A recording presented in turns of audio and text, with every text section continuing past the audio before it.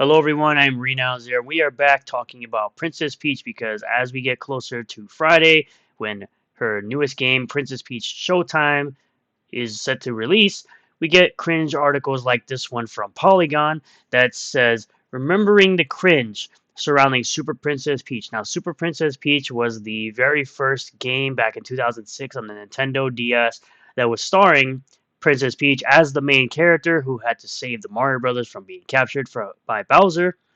And it seems they want to spotlight this game because apparently it's sexist. It's made in a time where Nintendo was apparently sexist. We're gonna go through this article here, like I said, remembering the cringe surrounding Super Princess Peach. For the first time in nearly 2 decades, Princess Peach headlines her own game in the soon-to-be-released Princess Peach Showtime for Nintendo Switch, which her own game was Super Princess Peach back in 2005. It says here. I think it was released in 2005 in Japan, but 2006 in the US.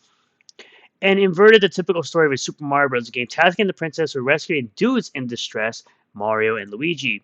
Like Super Princess Peach, Showtime appears to be targeted at a younger audience based on its forgiving level of difficulty and simple controls. There are other similarities, including Peach having a sentient object as a psychic.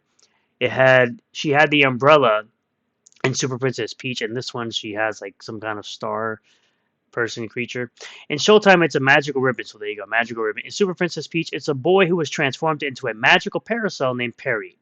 Thankfully, there have been other changes. The tenure of the conversation around the new game seems to have progressed comparing to how Super Princess Peach was written about at the time. And Nintendo's current explanation of her special abilities in Showtime is far less cringeworthy and sexist than the setup for her DS adventure. Super Princess Peach was originally planned for the Game Boy Advance by developer Atose, a journeyman studio behind dozens of Nintendo, Capcom, and Square Enix games, but it was eventually brought forward to the then new Nintendo DS.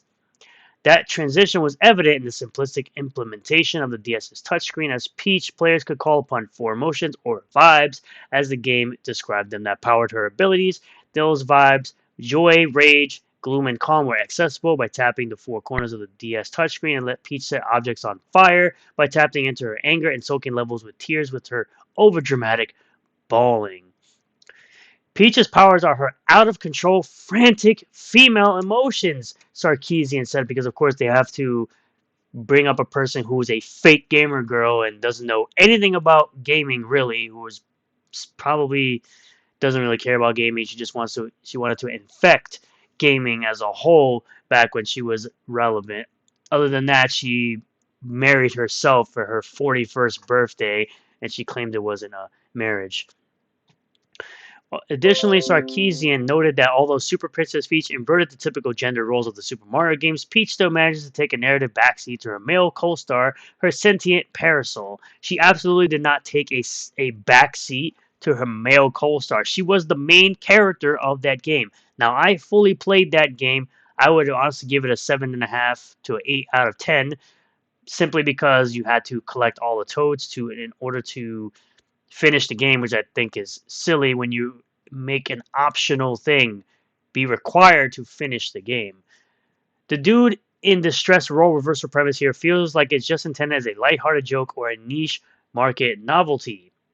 Few critics at traditional game media outlets at the time took Nintendo and Toasty to task for how Peach's powers were handled. The late Ryan Davis called out Super Princess Peach's weird sexist undertones, noting that there's something rather sexist about the idea that Princess Peach's big secret weapon is that she can get really overly emotional at the drop of a hat. But the thing is, the game was made for a younger audience, right?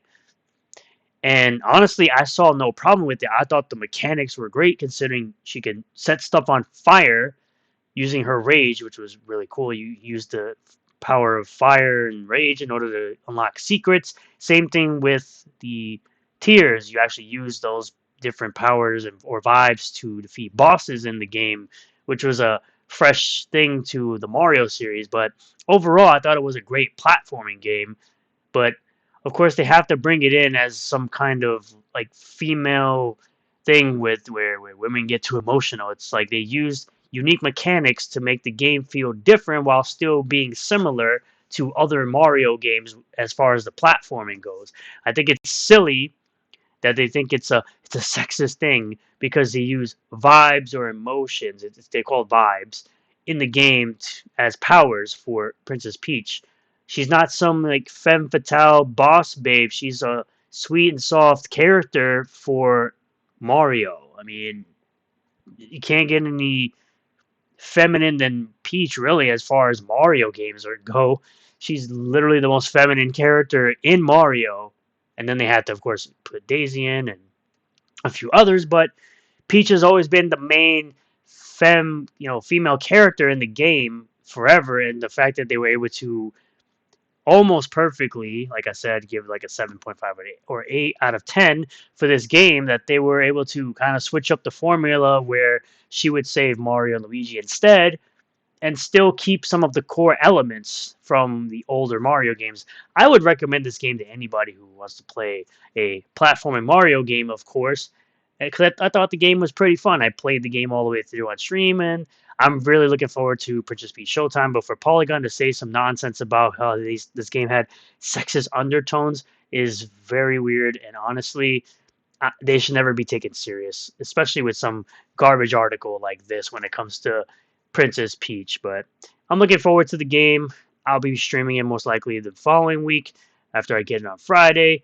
And yeah, again, I'm looking forward to playing it because I think it'll be a lot of fun.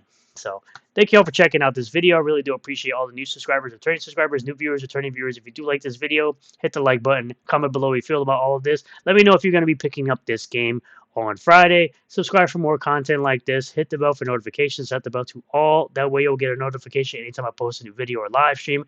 And I'll see you all in the next one.